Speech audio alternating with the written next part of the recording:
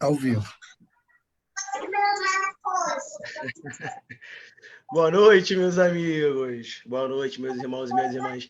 Mais uma vez aqui trocando uma ideia com vocês, trocando uma ideia trazendo uma pessoa mais técnica para falar de assuntos mais específicos aqui, assuntos importantes para a gente se informar, clarear as nossas ideias.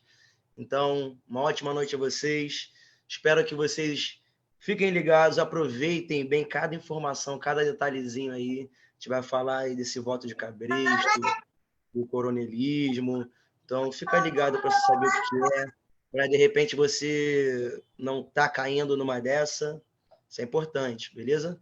Hoje com o nosso irmão Douglas, nossa amiga Cássia e o nosso convidado aí, bravo, Luciano, cria da nossa favela também, Rio das Pedras. Ficar ligado aí, vai ter muita coisa boa. Deixa a palavra agora com a nossa irmã Jéssica. Fala, galera, boa noite. É muito bom estar mais uma vez aqui participando desse momento, né? Espero que vocês aí fiquem bem ligados. A gente está trazendo muitas coisas boas para vocês aprenderem.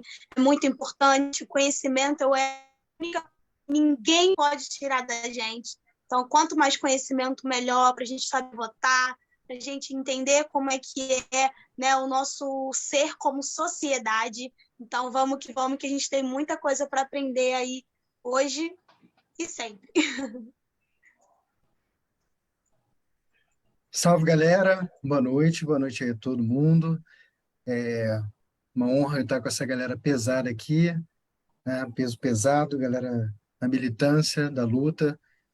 E mais uma roda de conversa, né, do Conexões Periféricas RP, nessa série fundamental para nos ajudar aí nesse momento tão especial, né, da nossa vida, né, da nossa cidadania, que não se resume, obviamente, ao voto, né, mas a participação precisa ser o mais efetiva possível.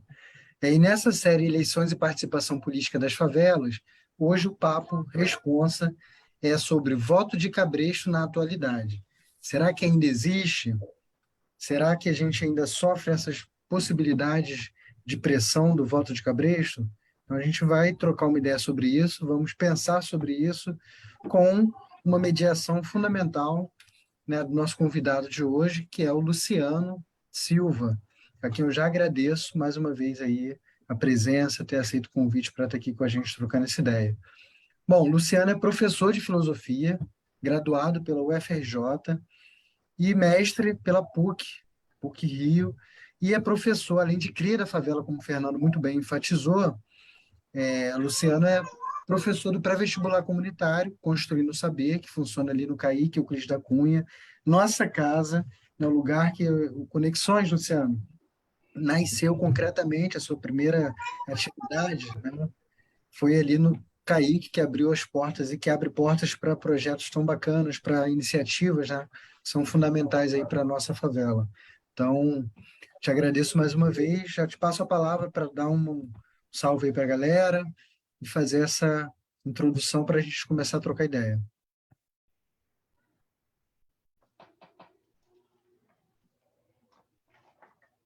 Luciano, teu microfone está desligado.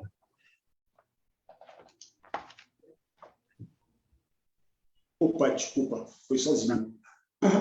Então, pessoal, boa noite.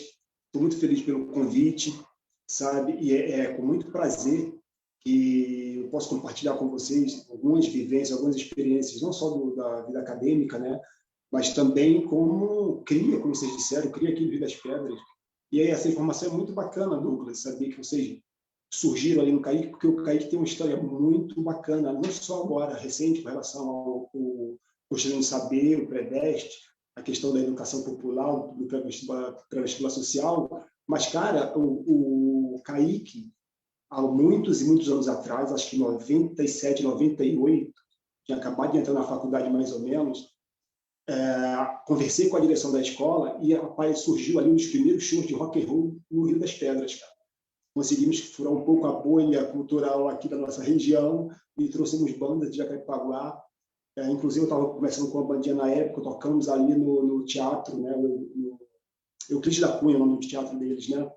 Pô, muito bacana. A escola está sempre presente, né? Sempre com as portas abertas, muito bacana. Enfim, a gente vai trocar essa ideia sobre o voto de cabresto na atualidade, né? E é importante para a gente poder ter uma clareza de como ele está funcionando hoje. Eu acho que eu já dei uma resposta nessa fala agora, que é tentar encontrar as raízes, né? Ver como ele funcionava na antiguidade. Antiguidade não, há 120 anos. Parece antiguidade, mas é muito recente, né? Embora seja mais de um século, sofremos o eco disso ainda, e ele surge na nossa primeira experiência de república. Ou seja, uma contradição terrível, porque quando surge uma república, pressupõe-se que a política seja um local público, que a população, que as pessoas em suas diversidades culturais, econômicas, sociais, possam participar desse elemento comum, que é a coisa pública, né? E o que nós percebemos historicamente é que a Primeira República, a República Velha, foi uma oligarquia, ou seja, uma contradição com o próprio conceito de república, ou seja, um governo de um grupo específico, né? Um grupo dentro do grupo, na verdade, porque quando a gente fala em oligarquias, a gente tem que ver sempre que é no plural, porque dentre oligarquias, alguns tomaram esse poder, né? Não havia uma hegemonia entre eles, tá? Entre os grandes produtores, os grandes latifundiários. Ficou basicamente com a galera do café, pessoal ali de Minas, mas enfim, para a gente tentar pensar isso hoje, 120 anos depois, é interessante então a gente tentar entender como foi, né? Relembrar o que se deu essa política, por que ela surgiu, como ela surgiu e quais ferramentas que eles usaram para permanecer no poder por quase 40 anos. Quase 40 anos em que o único grupo dominou a política nacional e que a maior parte, a parte absoluta da população, não tinha acesso a esse local de poder, né, de decisão. Então, eu conversando anteriormente com o Douglas, selecionamos aqui um videozinho que vai nos dar um resumo de como foi esse período, né, para a gente poder analisar, fazer uma analogia com a nossa atualidade, verificar se de fato ainda existem práticas comuns, tanto comuns à República Velha, né, e à nossa vida política atual.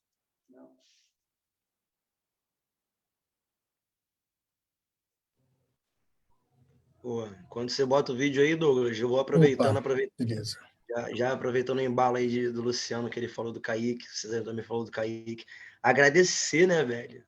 Ana Rose e a galera do Kaique, que sempre estão de portas abertas ali pra gente, para colar, para fortalecer, de verdade. É uma escola que é um colégio que tá sempre ali para somar com a comunidade.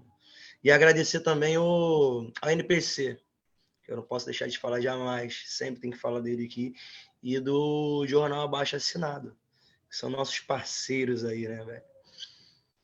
Boa, Fernando. Bom, vou colocar o vídeo aqui para dar essa introdução, né, histórica aí para a gente trocar mais ideia. Vamos lá.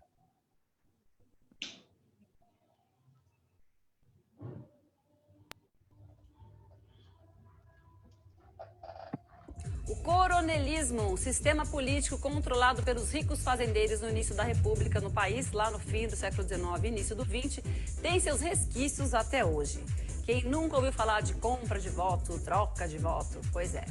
Segundo os livros oficiais de história, o coronelismo teve início e fim. Teria terminado em 1930 com a chegada de Getúlio Vargas ao poder. Mas a gente sabe que até hoje muitos políticos usam ainda voto de cabresto e dinheiro para se manter no poder. São esses coronéis contemporâneos que o Retrô decidiu revisitar.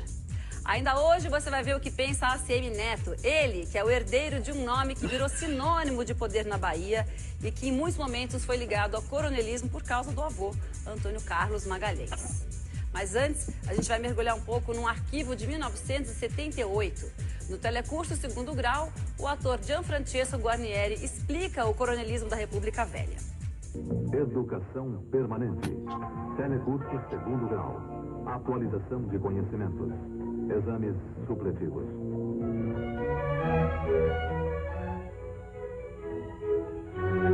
A Constituição de 1891 implantou no país o sufrágio universal. O país, no entanto, não possuía tradições de real participação dos cidadãos na vida política. Além disso, com exceção das cidades maiores, predominava uma população pobre e inculta, que habitava a zona rural e os povoados. Essa população se prendia, sobretudo, às autoridades locais, os coronéis. Os coronéis eram personagens concretos e visíveis, conhecidos e, frequentemente, compadres. Protegiam seus amigos, seus dependentes, seus aliados, através de atos reais e não de palavras. Em troca dos favores e da proteção dos coronéis, os eleitores davam seus votos, favorecendo os candidatos indicados por esses coronéis. Dessa maneira, nascia o poder das oligarquias, quer dizer, governo de poucos.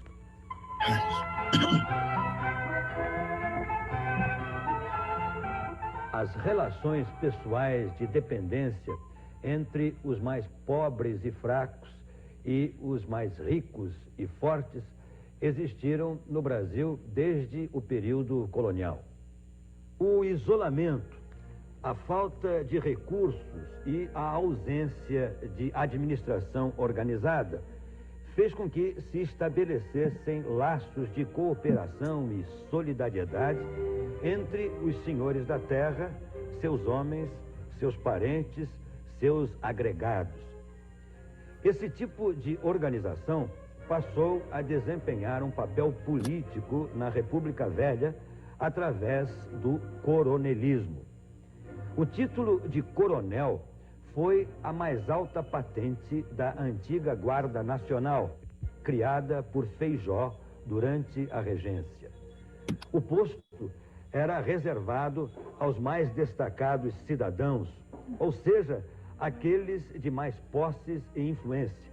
Assim funcionava o coronelismo: obediência e fidelidade total entre os membros do grupo e ódio e contendas violentas entre os grupos rivais.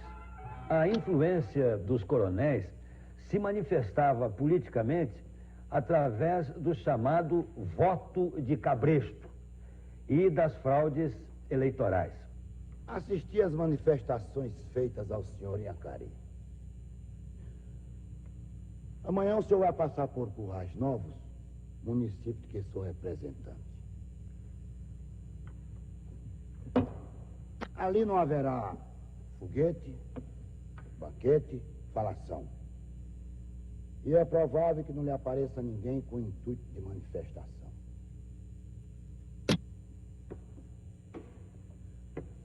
Vai o senhor se hospedar na casa do meu sobrinho, Sérvulo Pires, porque o senhor anda aqui atrás de votos e não de manifestações políticas.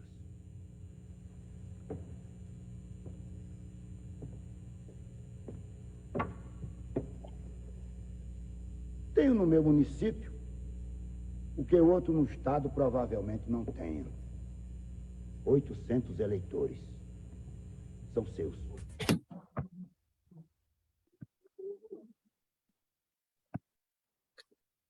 Luciano, é importante a gente já destacar, né, para a galera que está acompanhando, vai ver depois aí, quando chegar do trabalho, que a gente selecionou esse vídeo, né, mas pelas imagens históricas e pela encenação, mas que tem uma série de equívocos aí, quer dizer, alguns equívocos e uma romantização, né?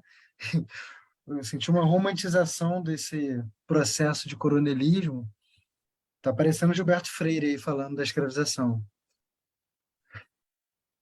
Ah, com certeza, com certeza. É porque, na verdade, né, cara, esse vídeo é de 7/8. 7/8 nós estamos passando por um período bem difícil na nossa política, né? Então, ainda no regime militar, temos aí algumas questões, alguns pontos podem ser ditos de forma mais aberta, outros têm que ser mais enfeitados e tal. Mas o que deixa claro para a gente é a essência mesmo do que foi o Estado Velho, né? Nesse sentido, o vídeo ele é bem bacana, né? Porque se a gente pudesse qualificar esse período da história através de dois grandes pilares, a gente teria que ver que ele se sustenta por quase 40 anos, pautado na violência, né, que é um dos grandes pilares, e na ignorância.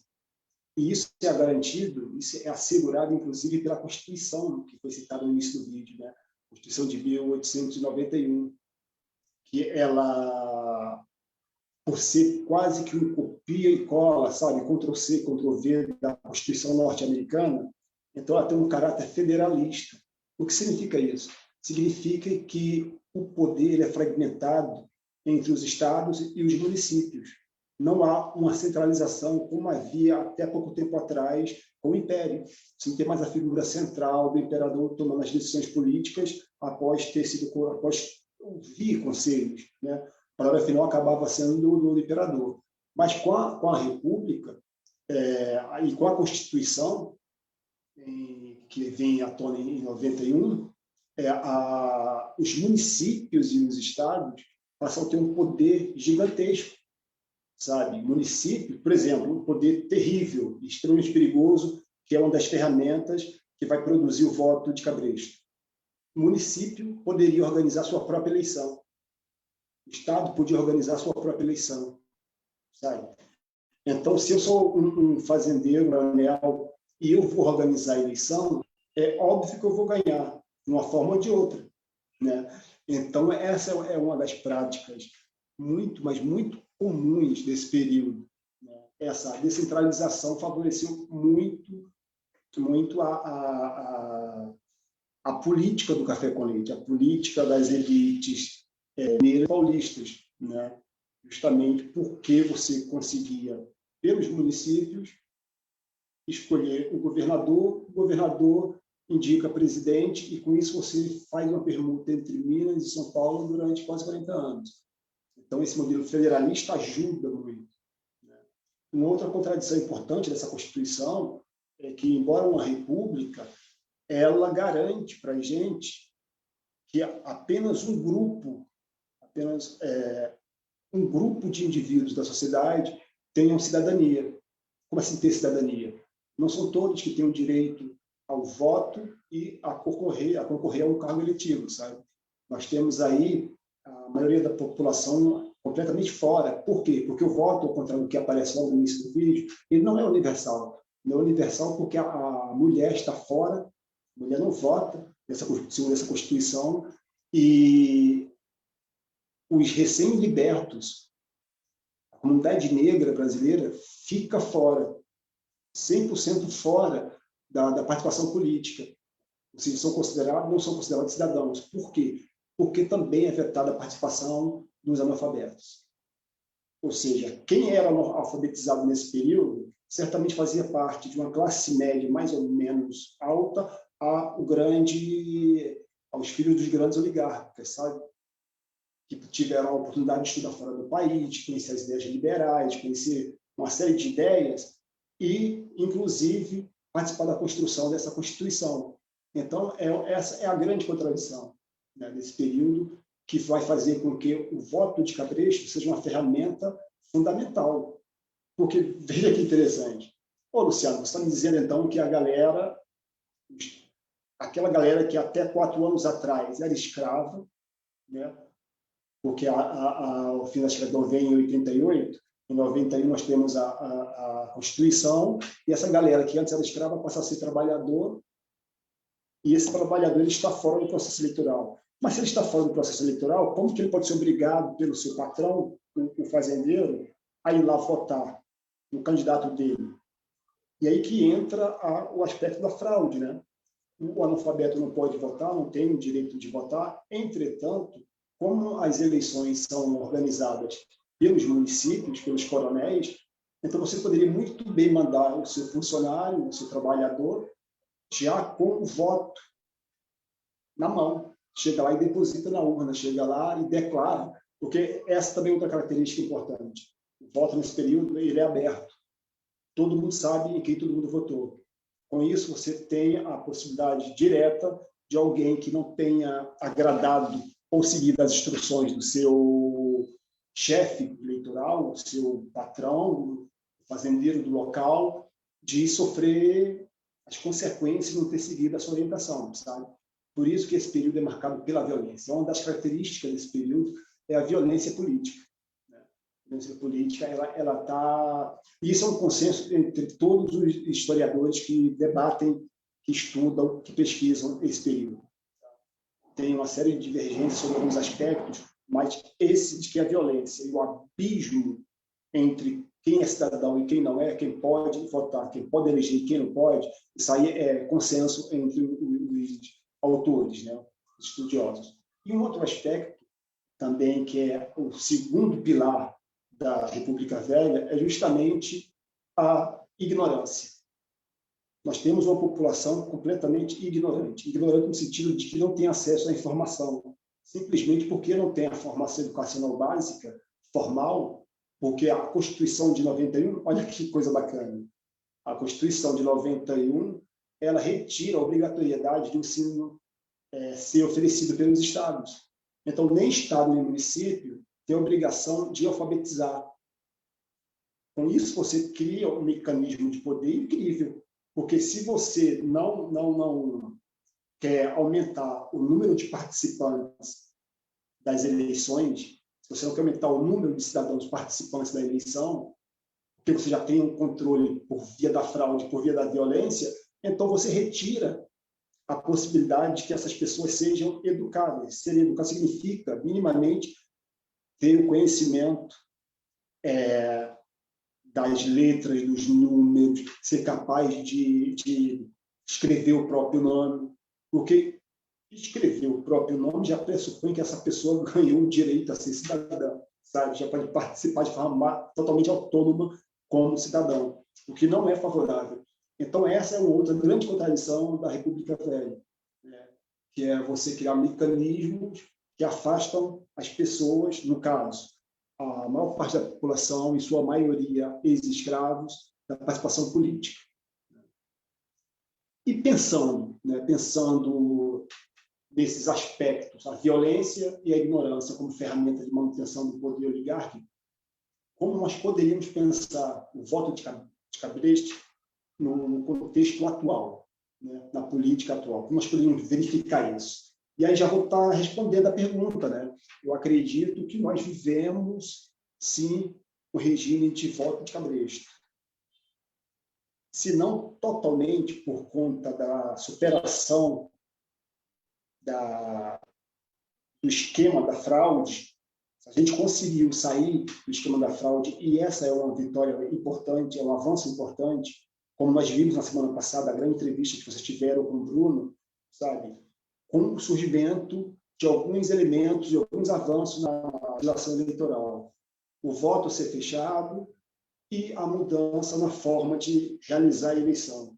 O advento das urnas eletrônicas fez com que o caráter da manipulação via fraude, né? Então, esse elemento, que era um elemento presente na República Velha, hoje, se existe, próximo a zero. Existe a possibilidade, existe, claro, sempre existe, tem esse exemplo. Porém, não chega nem de longe perto da forma que era utilizada, essa forma de fraudar, de tomar a decisão pública a seu favor, falsificando a eleição, né? Então, esse é o avanço que as urnas trouxeram. Por outro lado, a questão da violência política na contemporaneidade, ela é muito presente, né, cara? Ela é atual. Assim, de memória, de cabeça, e aí eu acho que a galera que estiver nos ouvindo pode dar uma pesquisada, dar um Google e verificar isso, mas de memória recente, em 2018, nós tivemos dezenas de casos de assassinatos entre candidatos, ou possíveis candidatos, sabe? Baixada Fluminense, São Gonçalo. Então, é um tema muito atual. A violência que existia há 120 anos atrás, no âmbito político, da divergência política, existe ainda hoje, né? E o caso mais notório mesmo, o crime político, o assassinato da Marielle, por exemplo, esse é uma forma típica do que acontecia na República Velha. Então, do ponto de vista da violência, eu acredito que nós ainda temos né? Porque a violência é uma tentativa de tomar o curral eleitoral. Porque o curral eleitoral é um desdobramento do voto de cabresto. É aquele espaço geográfico em que um determinado político tem gerência total. Outros candidatos não entram, outros políticos não entram, e aí ele tem assegurado aquela população votante. Isso acontece hoje, acontece nas grandes capitais, acontece na periferia, com certeza acontece muito, mas muito mesmo no interior do nosso imenso Brasil, né?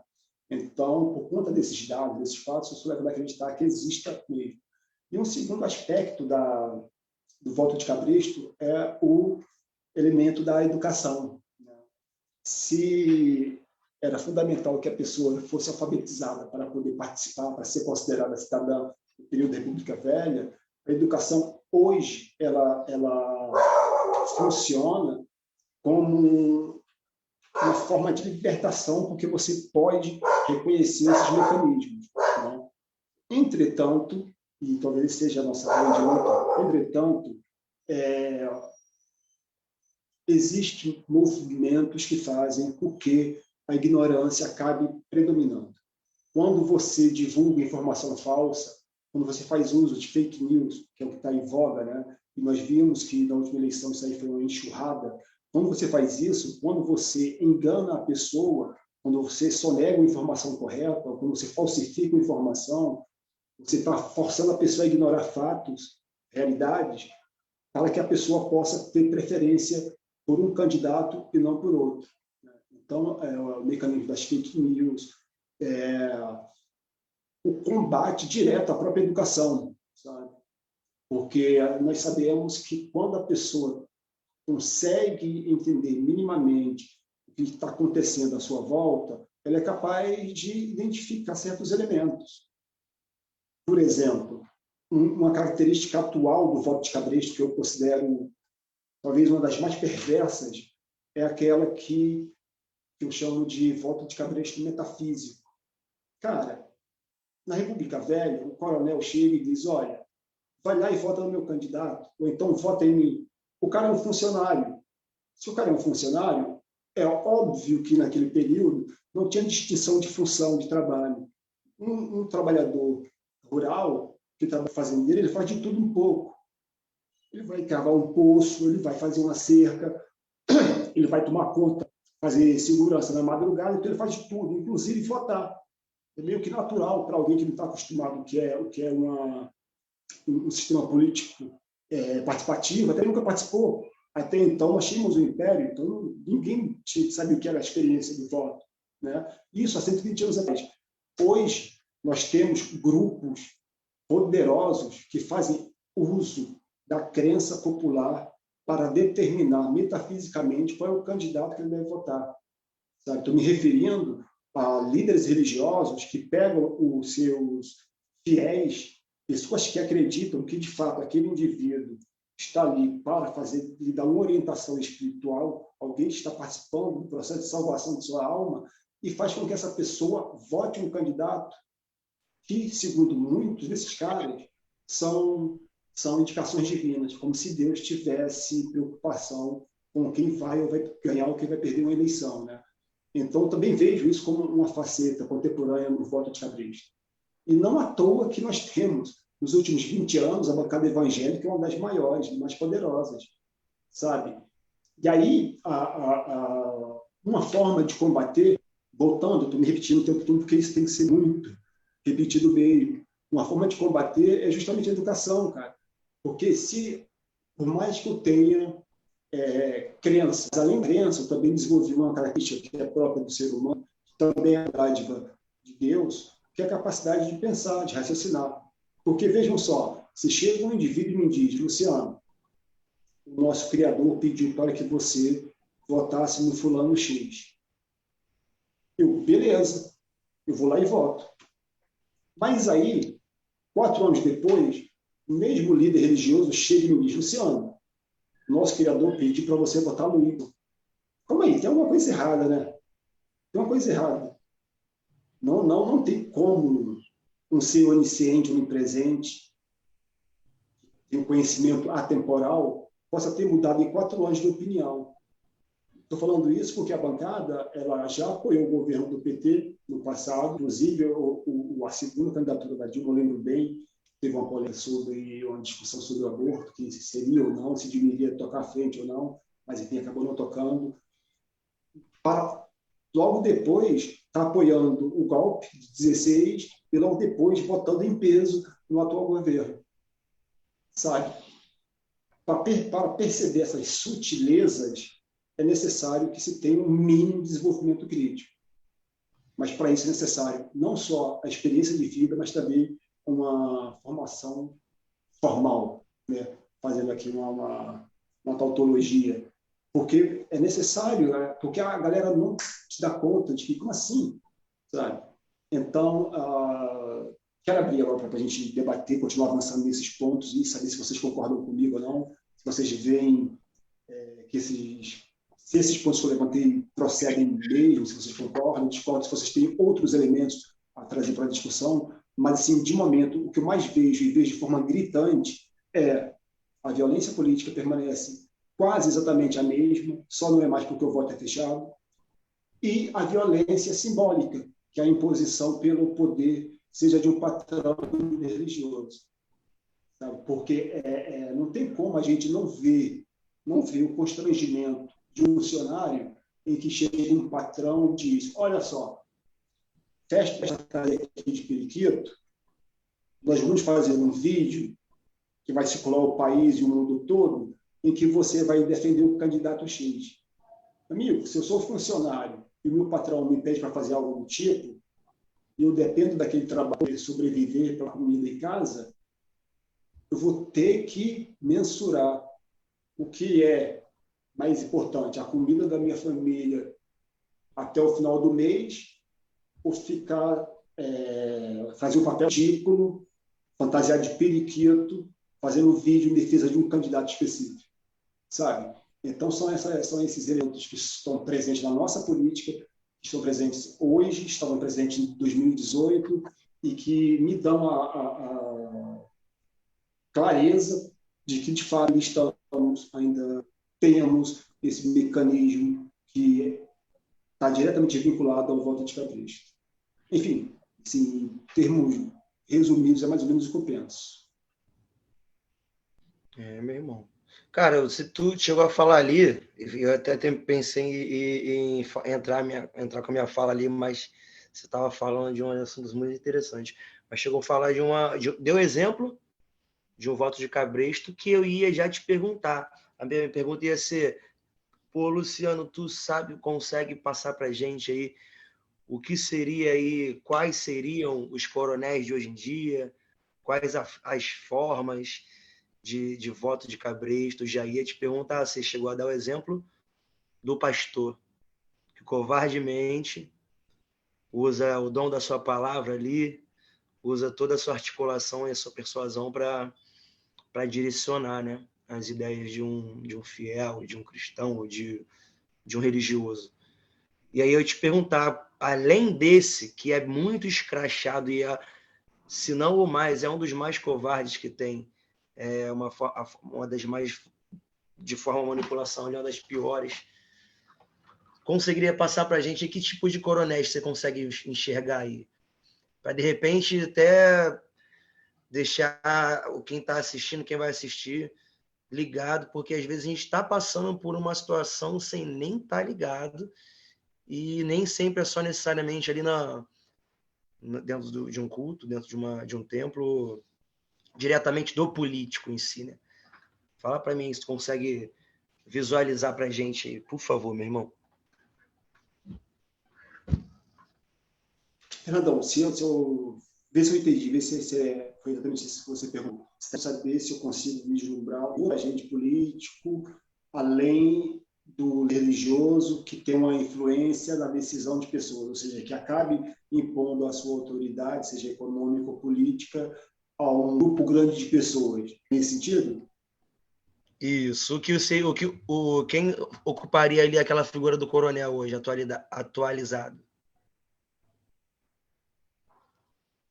Cara, assim, eu acho que essa imagem ela acabou ficando bem diluída, porque com o fim do modelo coronelismo, essa figura central ela acaba assumindo uma série de outra roupagem, sabe? Hoje um coronel, por exemplo, é um cara que está na política há 10 anos. Ele é um coronel, porque ele já estabeleceu um curral eleitoral, ele sabe exatamente onde ele vai conseguir votos, ele sabe com quem ele tem que entrar em contato para acessar uma determinada comunidade.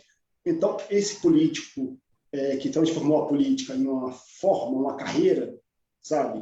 O cara não trabalha, o cara é político, trabalha ser político. Tanto que ele entra, bota a família, bota Deus e o mundo das suas relações, exatamente como fazia o coronel, porque ele viu na política uma forma de se perpetuar no poder, e mais que o poder, né? Porque ninguém quer o poder pelo poder. Se a gente quisesse o poder pelo poder, todos os espaços de poder estariam abertos. Na verdade, tem sempre por trás a questão econômica. Todos querem chegar a uma determinada função política, infelizmente, por conta dos benefícios econômicos que isso pode trazer. E, com isso, nós sabemos que quanto mais dinheiro, mais facilidade o amigo tem. Assim, sei lá, 2014, só vou te dar um exemplo. Nem precisa citar nome, mas vamos lá, 2014, nas eleições de 2014, teve um malandro candidato aqui a vereador. O malandro fechou, cara, aqui em Jacarepaguá, quase que um lugar, quase metade do Rio das Pedras, com churrasco grátis e chopp da Heineken. Naquela época, em 14, a Heineken sequer vendia em bar, que não saía tanto. Tá ligado? Então, os caras fazem uso do poder econômico para comprar, seja de forma lúdica, oferecendo shows, oferecendo churrascão, seja de forma clientelista mesmo, de oferecer emprego, de oferecer um saco de cimento, de oferecer algum tipo de benefício imediato, ou a cara de pau de oferecer aquilo que nem ele próprio teria condição de pagar caso ele ganhasse, que é oferecer coisas que estão para além da função, sabe? Por exemplo, um vereador dizendo que vai providenciar asfalto, que vai algo que está para além da sua função, sabe? Então, eu vejo o político profissional como sendo esse coronel novo, né? Uma versão do coronel lá de 1890 até 1930, sabe? Eu vejo essa galera que se dedica à religião, apenas essa galera, sabe? Não são todos, obviamente são todos, e que bom que não são todos, mas tem uma galera ali que está muito mais para o ateísmo terrível, que os caras são comerciantes, os caras são qualquer outra coisa, menos líderes religiosos, sabe? E que estão na política. E essa galera também tem essa característica do coronelzão, sabe? E tem um empresariado que entendeu como funciona e o quanto ele pode lucrar com isso. Ou seja, nós temos a imagem do coronel da República Velha diluída por diversos novos atores, mas que exercem também essa função, sabe? Quando eu citei a questão de um trabalhador, dei o exemplo de um empregador poderoso fazer com que seus funcionários se comprometessem publicamente através de vídeo, dança, coreografia e roupinha. Estou me referindo, como todo mundo deve ter percebido, lá ao tal do Luciano, né? Infelizmente era o maluco lá da van. Uma coisa ridícula que, se não me engano, deve estar sendo investigado pela justiça, porque aquilo ali era, no mínimo, assédio moral contra o funcionário. Porque é muito difícil, numa relação de poder, o lado mais fraco falar não. É muito difícil, é mais poder econômico, sabe? Então, são características do coronelismo que eu vejo diluído dentro dos diversos segmentos da sociedade, político, religioso, empresário. Não, e você falando do empresariado, aí eu fico raciocinando aqui nas possibilidades de luta do eleitor, do brasileiro, e fica muito mais delicada a situação do trabalhador, né? Principalmente depois dessa mudança nas leis trabalhistas aí, na retirada de vários direitos. Então, Renato, pensando nas estratégias ali na tentativa de combater esse voto de cabresto, tu fica também nessa nessa área cada vez mais delicada também, né? É muito difícil, Fernando, muito difícil. Como um funcionário vai falar não para o patrão, se o patrão aqui está bancando o leite do filho, está bancando o almoço da esposa? Como que você vai falar para esse cara, olha só, esse malandro ele tá te passando a perna, ele está abusando do seu trabalho. E com o atraso, com a violência em cima das poucas conquistas trabalhistas, fica pior ainda, porque o cara não tem mais sequer um Ministério do Trabalho para poder recorrer. O cara, se sofrer um acidente no trabalho, é substituído por outro e pronto, porque ele não está mais via CLT, ele está como autônomo, ele está como microempreendedor, sabe? Está como MEI, não tem nada. Então, o pouco que se conseguiu como leis trabalhistas são justamente atacadas por conta da que entende como funciona o poder e vai escolher um candidato que, de fato, vai atacar. Porque se eu sou empresário, olha que coisa bacana, eu sou empresário, eu tenho 10 funcionários, eu pago corretamente todos eles com todos os encargos trabalhistas. Tudo bonitinho. O que acontece se esses encargos trabalhistas caem? Não preciso mais pagar. Se eu tenho 1.000 funcionários, é muito melhor. Melhor em diversos sentidos, porque eu aumento, não só tenho esse ganho imediato em não pagar as leis trabalhistas individualmente, como também tenho um exército de reserva. O malandro não está satisfeito, ou eu não estou satisfeito com o trabalho de 10, manda os 10 embora, não vou ter que pagar nada mesmo. Sabe? E aí tem mais 300 para entrar. Sabe? Então, retrocesso na lei trabalhista, isso é engraçado, porque é justamente um governo autoritário, um governo de fascista, que é o Getúlio, que vai trazer à tona leis trabalhistas mais ou menos que nos dá uma melhor condição de trabalho, que está uma segurada, né? Mas que está. É um período histórico em que ele é obrigado a fazer isso, né? A política no mundo obriga que que diversos governadores deem uma segurada na exploração. Não, está explorando muito, segura a onda. Mas por quê? Sempre explorei. Veja, o trabalho assalariado ele passa a ser oficial, em tese, no fim da escravidão, que é quando você tem, de fato, a grande massa de trabalho. Pô, os caras têm um know-how de mais 300 anos de como lidar com o escravo, na base da porrada. E essa forma de lidar, obviamente, é uma segunda pele dessa galera e vai passar e passou para a forma de lidar com o trabalhador, em geral. Isso começa a ficar um pouco mais incômodo quando vem a rapaziada de fora, quando vem a galera ali com a política de imigração, que é uma política também bem escrotinha, porque é uma política que pretendia embranquecer a população brasileira, sabe? Porque o argumento de que eram profissionais que vêm da Alemanha, que vêm do Japão, que vêm da Itália, que têm um know-how de trabalho no campo, caô. Todos nós temos uma galera, uma mão de obra especializada em trabalho no campo. Só que é uma galera que não é bem vista, não é desejada. Uma galera que sequer é considerada cidadã, né? Então, é mais ou menos isso, Fernando. Eu vejo que os avanços... Opa! Fala, Douglas. Vai... Não, conclui aí, meu cara. Eu estou organizando minhas ideias aqui. Ah, tá. Beleza. Você apareceu aqui, pensei que ia participar fazer alguma pergunta. Tá?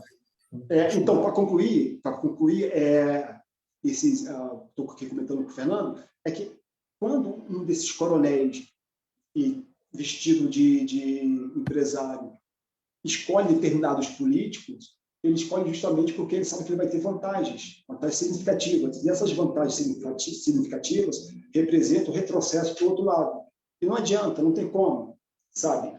Os interesses de um grupo são quase sempre antagônicos um do outro. Dificilmente nós conseguimos conciliar o interesse do empresariado com o interesse do trabalhador.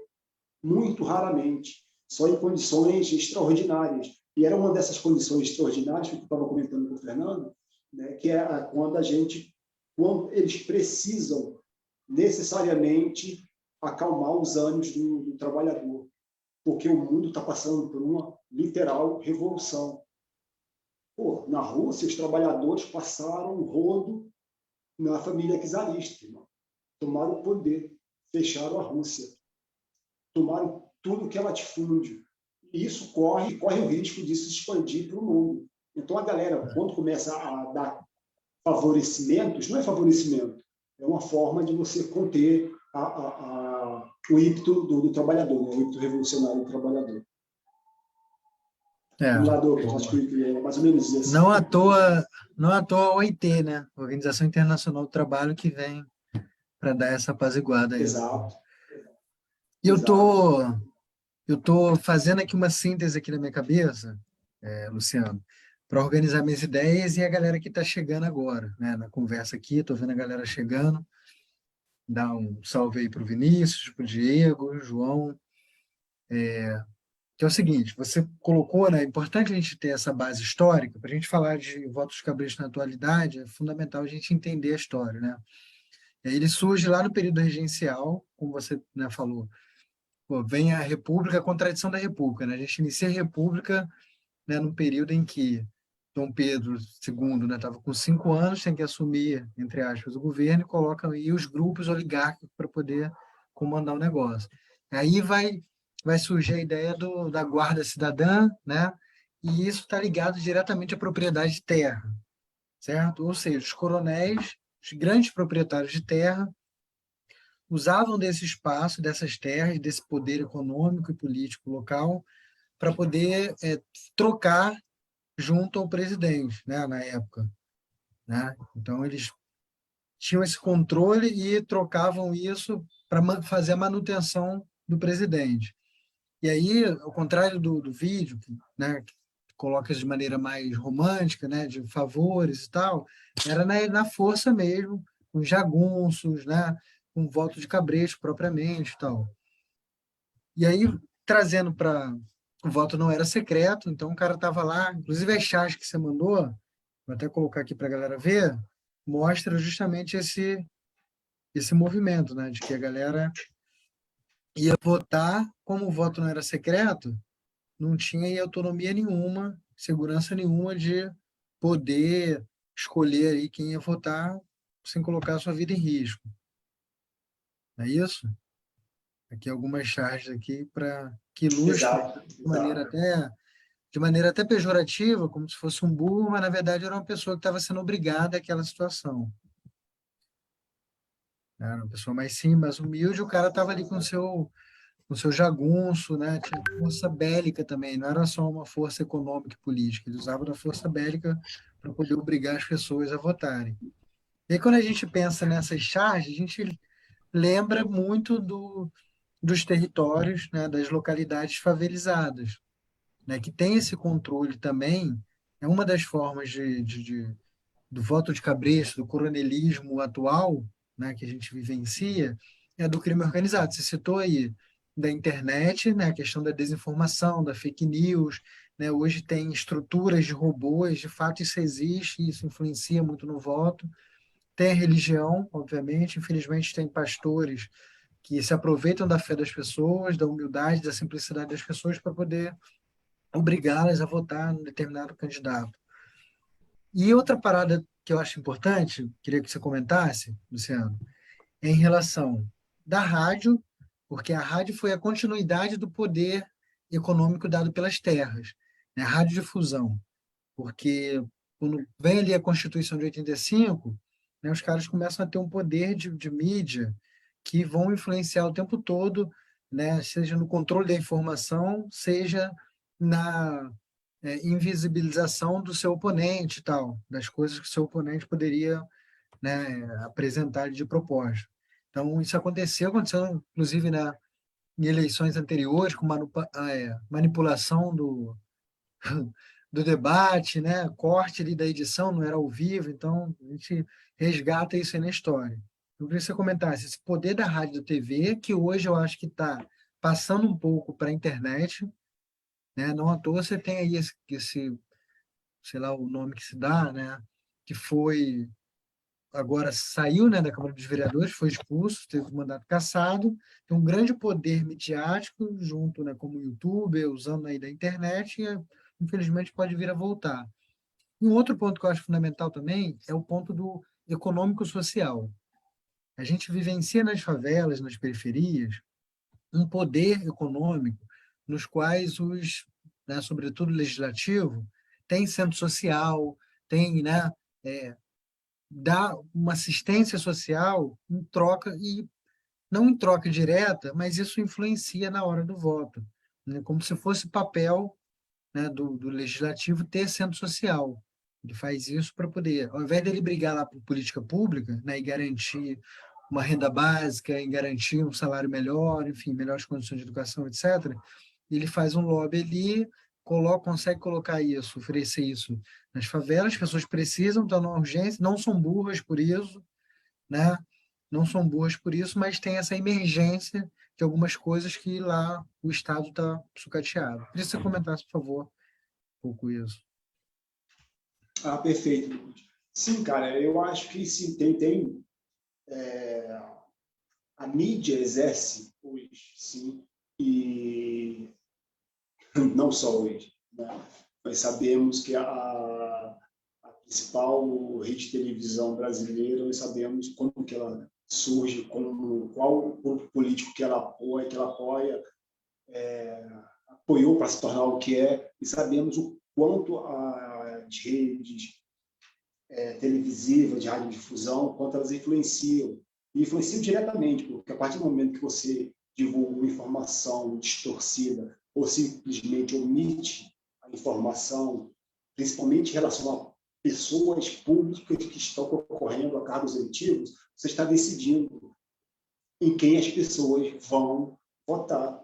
Se você contribui com uma campanha difamatória, se todo dia você chega e difama, ou pelo menos levanta a suspeita de difamação sobre um determinado candidato, você está influenciando diretamente nas eleições. E a longo, não só imediato, mas a médio e longo prazo, sabe? E sendo muito, muito honesto, vou pegar o exemplo mesmo do Lula, sabe? Eu não sou petista, não sou vinculado à galera, tenho uma série de críticas sérias ao presidente Lula, mas eu não posso deixar de reconhecer que o cara foi vítima de um processo primeiro midiático, sabe? Ele foi transformado, aquela coisa do mensalão é uma coisa absurda. Que é absurdo. Você acha correto, Luciano, fazer uso do direito público, da máquina pública, para conseguir voto, para continuar governando? Você acha isso correto? Amigo, não se trata de ser correto ou não ser correto. Primeiro, que não era crime. Segundo, não foi o primeiro a fazer. Porque quando ele faz, isso é um absurdo. Porque antes, quando a FHC faz a mesma coisa de forma totalmente aberta, sabe? Totalmente aberta, faz isso para conseguir implementar a reeleição, não se comenta, não fala nada, sabe? Então, quando começa o processo de perseguição política, de difamação, tendo por base justamente os poderes midiáticos, televisão, radiodifusão, etc., ela está agindo como um coronel daquele período mesmo. Ou seja, conversando com o Fernando, nós estamos aqui alguns personagens que exercem essa função na atualidade, de chefão, tal qual um coronel. E você trouxe à tona uma segunda, que é justamente os meios de comunicação. Quando a comunicação, seja ela de qual formato for, e agora principalmente através da rede, da internet, imenso. E vimos isso nas eleições norte-americanas, vimos aqui também no Brasil, né? Então, de fato, eles estão agindo como coronéis agiam na República Velha, estão direcionando votos. Não é a violência física imediata, mas é pela violência intelectual, que é enganar, iludir, falsificar informações, sabe? E simplesmente aceitar um candidato, porque você não precisa. Essa técnica retórica muito bacana, que vem lá desde os gregos, ou pelo menos é com os gregos que isso é anotado. Sabe? Os principais inimigos de Sócrates, de Platão, a galera, os famosos sofistas, é uma galera que desenvolveu a arte retórica. E a arte retórica não é só uma forma de você ganhar uma discussão, um bate-papo, um debate, como teve agora recente na Band. Não é só isso. Você pode não debater ideias, basta que você ataque moralmente a pessoa do adversário, sabe? Isso é fundamental para que você ganhe um modelo, contextualizando o porquê eu estou falando isso, contextualizando rapidamente. Quando você tem um modelo de assembleia, que o voto vai ser dado naquele momento, se você consegue rebaixar moralmente o seu adversário, você não precisa contra-argumentar a proposta.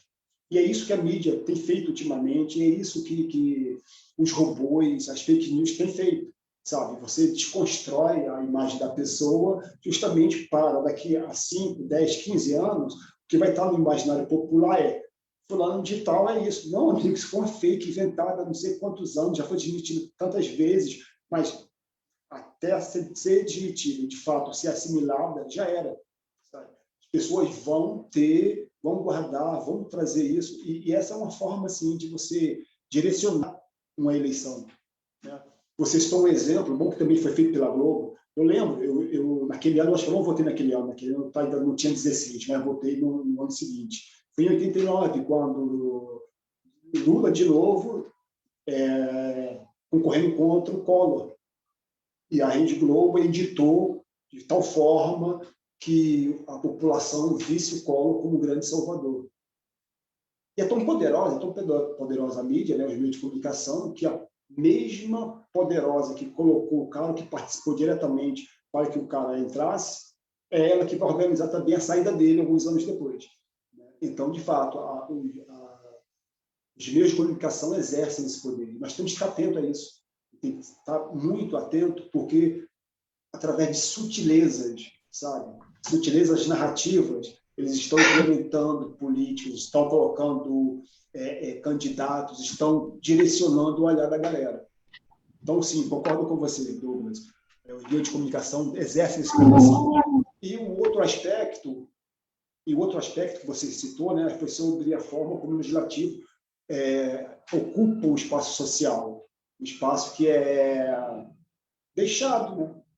Um espaço que está aberto, não existe espaço de poder, e a galera vem com um projeto social, e por conta desse projeto social, quase sempre de fachada, ele começa a transformar aquele ambiente do lazer, do esporte, sabe, em um curral, de fato um curral.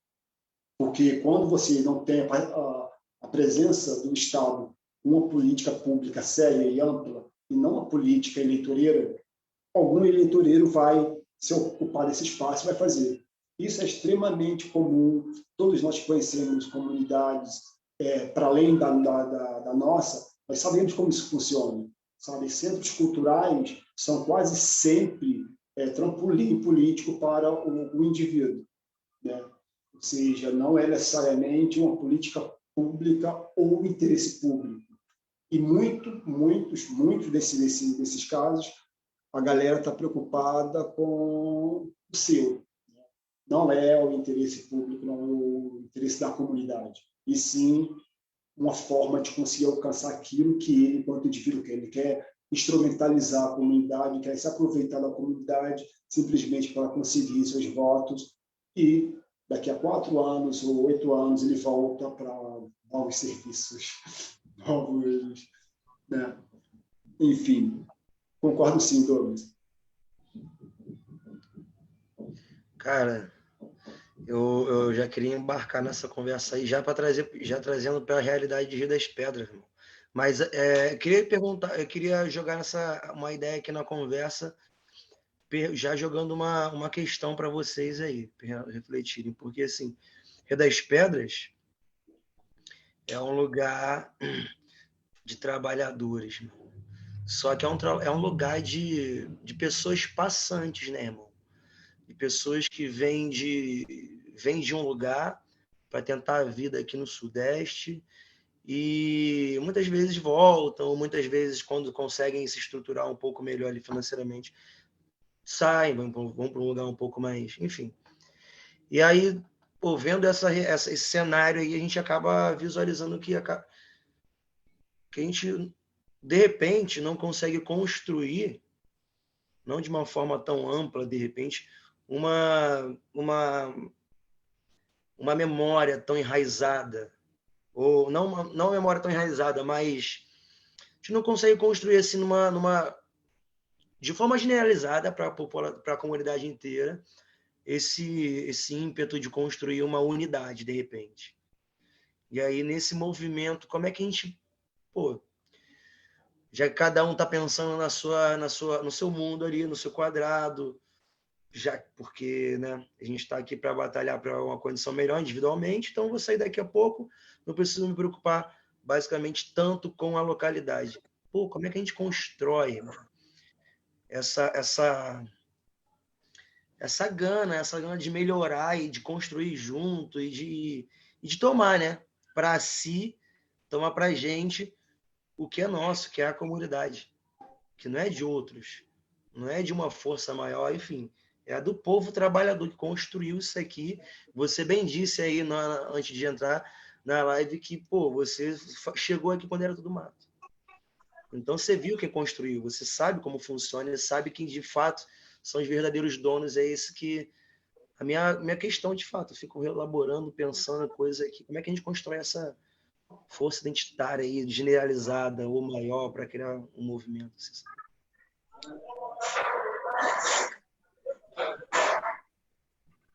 Então, cara, eu acredito que o caminho é o que vocês, por exemplo, estão fazendo, sabe? Eu acho que o caminho é esse que nós, de alguma forma, estamos. Porque pelo Covid, né, vocês trabalham com educação popular, vocês trabalham com arte e cultura e trabalham também com um jovem. Eu acho que esse é o caminho. Continuar nesse projeto. Parece que não, mas a gente vê resultado, sabe? Quando eu até citei o Kaique, né, por conta de ser muito fechado à cultura local, por conta de ser a maioria absoluta de nordestinos, então nós temos uma manifestação cultural muito específica, muito fechada, além, óbvio, das forças culturais nacionais, de moda, de momento, tal. Então, não tem muito espaço para algo além disso. Pelo menos essa é a minha infância aqui dentro. E, através de coisas que parecem simples e fáceis e que talvez não levem a lugar nenhum, abre espaço, sabe? Você com a atividade cultural aqui, daqui a pouco, você não tem noção de quantas pessoas você influenciou aquela atividade cultural. Você traz uma manifestação cultural que até então não tinha aqui dentro, e de repente você já tem uma galera curtindo o cinema. De onde veio isso? Ora, das atividades que vocês produziam, faziam, e que não tem dimensão do impacto, sabe? O impacto grande. Veja, o primeiro pré-vestibular aqui no Rio das Pedras é de 2000, 2001, por aí. 20 anos atrás. 20 anos atrás, vocês não sabem a dificuldade, ainda é, claro que é, mas vocês não fazem ideia da dificuldade que era acessar a universidade pública. Sabe? 20 anos atrás era muito mais difícil, tá? Porque não tínhamos ainda tantos incentivos e, principalmente, não tínhamos orientação por onde seguir, nem orientação educacional, pedagógica, porque a nossa estrutura escolar oficial não dava muita base, e não havia um grupo que pudesse mostrar um atalho, porque para você conseguir entrar na universidade, você tinha que ter um ensino fundamental bom, naquela época o ensino secundário, né? Ainda era secundário, se não me engano, talvez não, era ensino médio, 2000. Então, se você é oriundo da escola pública, você vê com muita defasagem. E mais ainda, pior que a defasagem, você vê com autoestima muito baixa, como que diz, não, a universidade não é para mim, sabe? Então, era bem difícil. Olhando para cá, olhando daqui para lá, ou seja, 20 anos atrás, a quantidade de pessoas que eu vejo entrando atualmente na universidade, e principalmente voltando, participando de novos projetos, como educação popular, alfabetização, movimentando, dando um retorno, é algo que, na minha época, assim, eram pouquíssimas pessoas, e muitas pessoas que participaram desse projeto, desse primeiro pré-vestibular social, digamos assim, né, que o nome era PVNC. Muitos dos professores vinham de fora, não eram da comunidade, sabe? Ou se a gente quisesse montar um curso de graduação só com estudantes universitários do Rio das Pedras, a gente conseguiria, percebe? É lento, parece devagar para a gente que está fazendo, mas dá resultado. Dá resultado, Fernando. Eu acho que é por aí. O caminho é esse. E acho que, de alguma forma, a gente já sabia, né? Eu acho que você fez uma pergunta meio retórica, porque eu sei que você, como educador popular, você percebe que é por aí mesmo. A ideia aqui é mais a gente explanar mesmo, porque todas as falas que pareçam óbvias, as pessoas realmente elas precisam escutar cada vez mais e mais e mais para a gente sim. sentir. Não, tem que massificar. Isso. E é bom a gente... também, desculpa.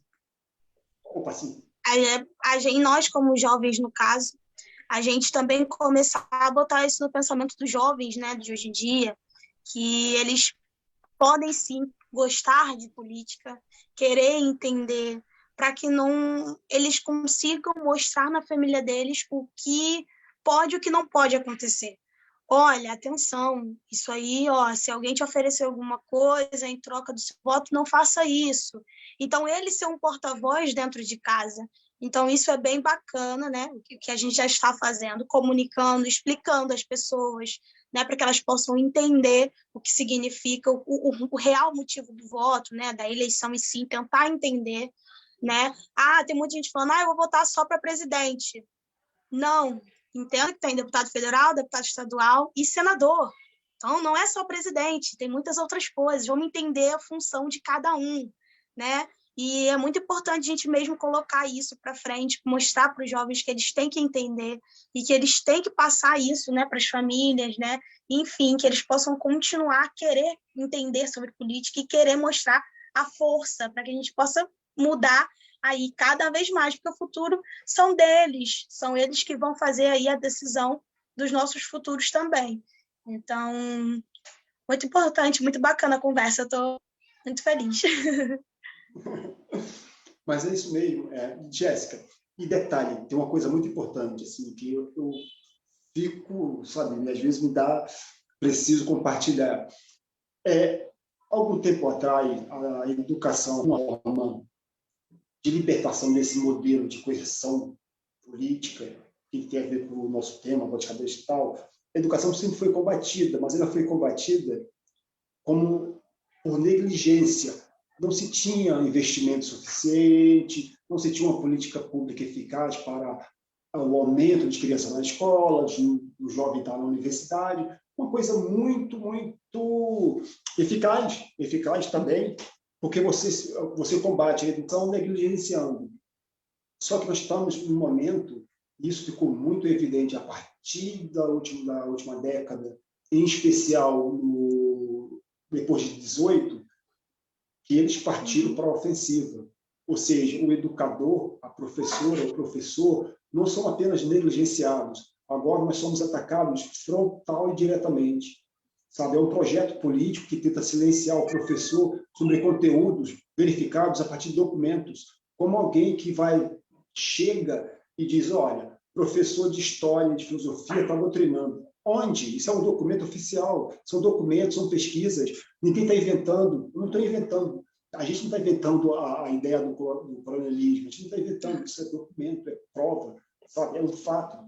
Tem interpretações? Tem, claro que tem. Porém, a estrutura geral não é invenção, mas eles precisam necessariamente atacar a imagem do educador.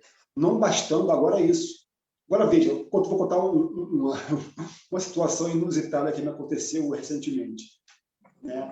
Eu saí aqui para ir na padaria, na parte da tarde. Cara, eu estou descendo e estou ouvindo a vizinha, não sei se é através da televisão, através do rádio, através da internet, mas estou ouvindo na casa da vizinha uma história sendo narrada por alguém com uma retórica muito própria, muito significativa, ou seja, eu identifiquei como sendo um líder religioso. A gente consegue identificar, né, o jeito de falar, a entonação, toda a linguagem para poder produzir sentimentos e emoções. Cara, e olha qual era a história que eu ouvi quando eu ia à padaria. Escuta isso. A história dizia o seguinte: uma moça abandonou a mãe idosa, doente. Por que essa moça abandonou a mãe idosa, doente? Porque a moça, no auge da sua arrogância, foi fazer faculdade. Meu irmão, quando eu entendi a história que estava sendo narrada, a construção que estava sendo feita e o perfil da pessoa que ele estava tentando alcançar, me deu uma reviravolta no estômago, uma ânsia de vômito. Porque vocês entenderam qual é a mensagem? Está sendo dito o seguinte: olha, a universidade não é local para você mandar seu filho e sua filha. Você, pai, mãe, não permita, porque veja o que acontece. Estão associando o ensino superior com o abandono familiar. E, obviamente, pela retórica e pelo jeito de falar, era um líder religioso. Agora, você imagina a gente que trabalha na corrente oposta. Nós trabalhamos para colocar o maior número possível de pessoas na universidade. Aí me chega um malandro que está falando para centenas de milhares de pessoas, associando o ensino superior a uma aberração moral, uma aberração ética. Não foi o ensino superior, não foi a faculdade que fez a moça ficcional, que de fato é uma ficção, é uma invenção, abandonar a sua mãe também ficcional. O que nós temos que entender é que por trás dessa história tem todo um planejamento de ataque à imagem do professor, de ataque à imagem da educação. É isso que estão fazendo, sabe? Abandonar, não dar recursos suficientes para o educador e educadora, para a estrutura escolar, para as famílias manter os filhos na escola. Não dar isso não é mais suficiente. Agora está tendo um ataque direto. Agora é chamar professor de vagabundo, de preguiçoso, Cara, ouvir de uma galera que professor faz alienação, ouvir de líder religioso, muito contestável a sua liderança religiosa, falar que professor cara, está produzindo. Assim, é bem sofrível, viu? A gente vai com a educação e vocês estão nesse caminho também, podem. Eu sei que você. É o desafio, irmão, é o desafio que está está posto, né? A universidade é um bando de... Só tem balbúrdia, não é isso? E aí esse discurso... Exatamente. Esse discurso vai legitimar uma série de negações, né? Negações à ciência, negações ao conhecimento, um obscurantismo, assim, negando a vacina, enfim, esse tipo de coisa. Brother, esse papo é muito bom, né? Uma coisa, né? Por isso que é legal a gente estudar a nossa história, né? A gente conhecer mais da nossa história, e não à toa, é por isso que querem tirar, na reforma do ensino médio, cada vez mais, né, sociologia, filosofia, história, né, do nosso conteúdo disciplinar, nosso currículo, para a juventude não ter acesso a essas informações, e aí sim está numa situação de alienação. Então, assim, a gente começamos ali trocando uma ideia sobre o voto de cabresto e vamos entendendo, né, desde a sua raiz e hoje como é que se dá, e outras estratégias como o sucateamento da escola pública, né, a reforma do ensino médio, outras formas de direcionar para o voto de cabresto na atualidade. E, meu irmão, a gente está caminhando para o final, mas assim, o final dessa roda de conversa, porque certamente, né, a gente vai fazer outras presencialmente no CAIC, no pré-vestibular, vamos trocar essa ideia. Outros Quinta-feira eu vou estar dando uma oficina lá, fui convidada. E aproveita, gente. Bacana. Vou lá dar uma oficina para a galera lá, o professor Ivan me convidou, e aí quinta-feira eu tô lá com a garotada. Aproveita e troca uma ideia com a Ana Rose lá, ver se tem alguma possibilidade da gente chegar lá antes das eleições acabarem. Oh, meu Deus! Seria ótimo, hein? Dá um papo lá. Muito bom, Jéssica. Pô, vamos ver se a gente faz, de repente, uma sessão do Cineclube lá, né? Que a Nossa, gente seria toca, ótimo. Luciano, a gente Seria toca muito o legal. Cineclube, né? E a gente, durante a pandemia, a gente colocou ele no formato online, né? Com todas as limitações e os cuidados que a gente precisa ter, mas a gente está doido para voltar presencial. E aí, o Semeando Amor, né, que é um projeto social fundamental, assim, muito importante em Rio das Pedras, nos acolhe para tocar essas atividades, mas o CAIC também é um outro espaço fundamental da gente ocupar e da gente estar participando. Então, de repente, é essa articulação que a gente vai, para a gente reinaugurar, pós-pandemia, nosso cineclube presencial.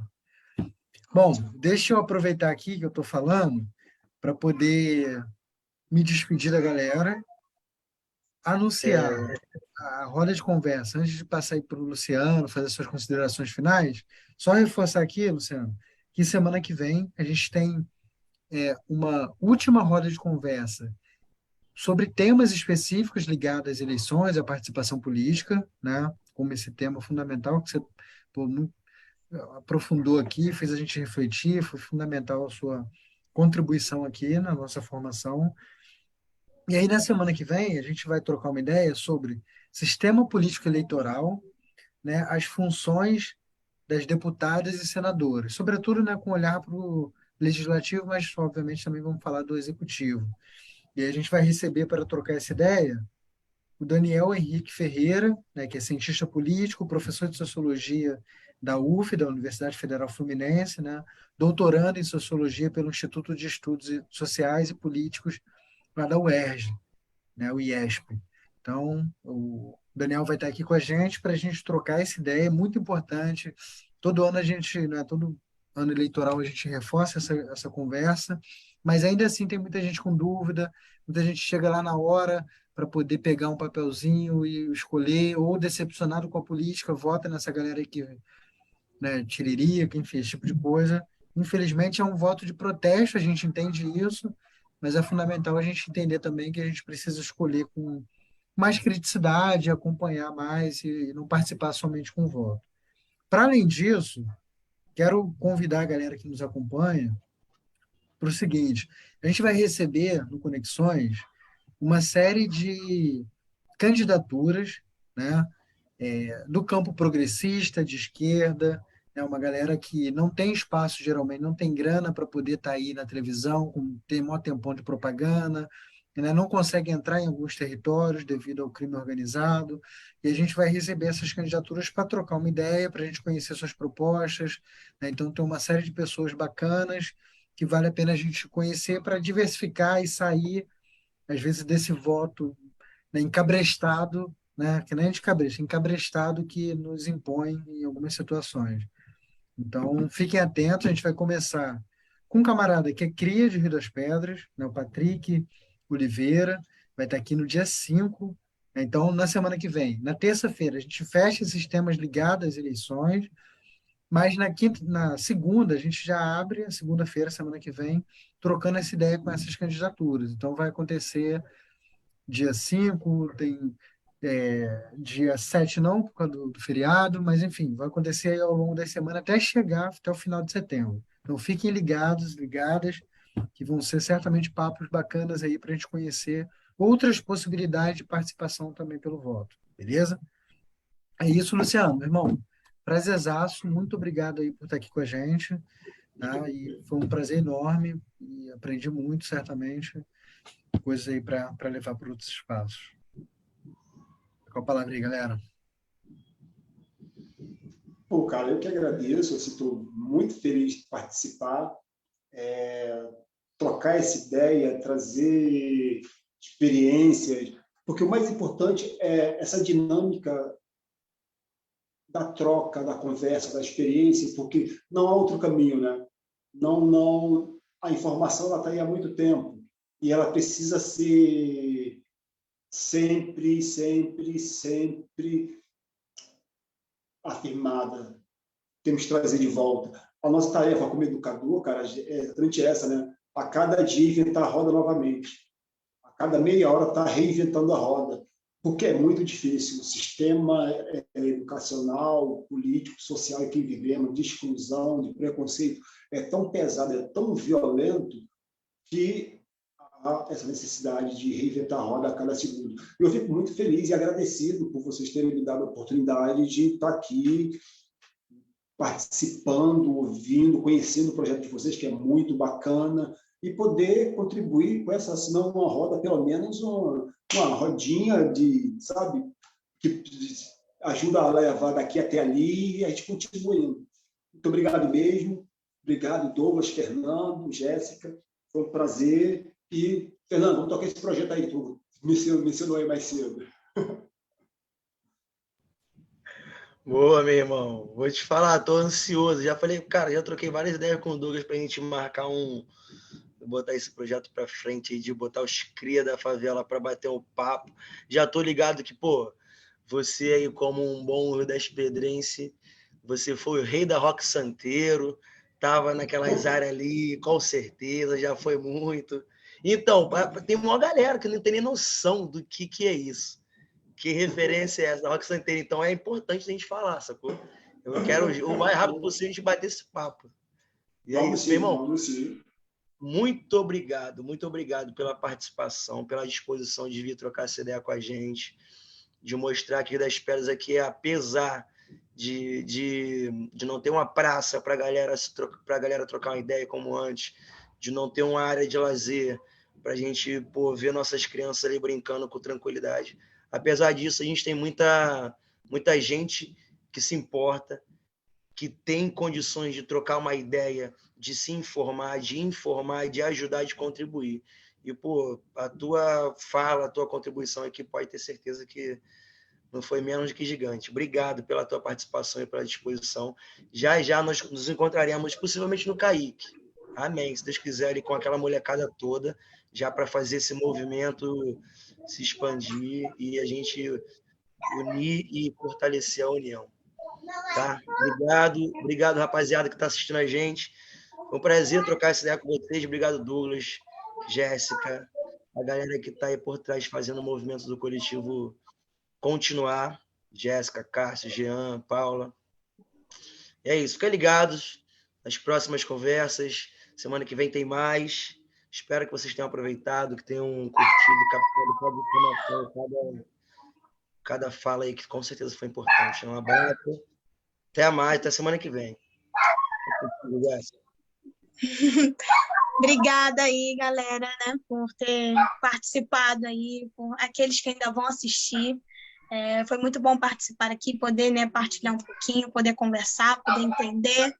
E agradeço muito aí a participação de todo mundo. Obrigada aí, Douglas. Obrigada a todo mundo aí. E vamos que vamos, que semana que vem tem mais. Semana que vem a gente vai aí continuar até vocês se ligarem. Obrigada, galera. Obrigada mesmo.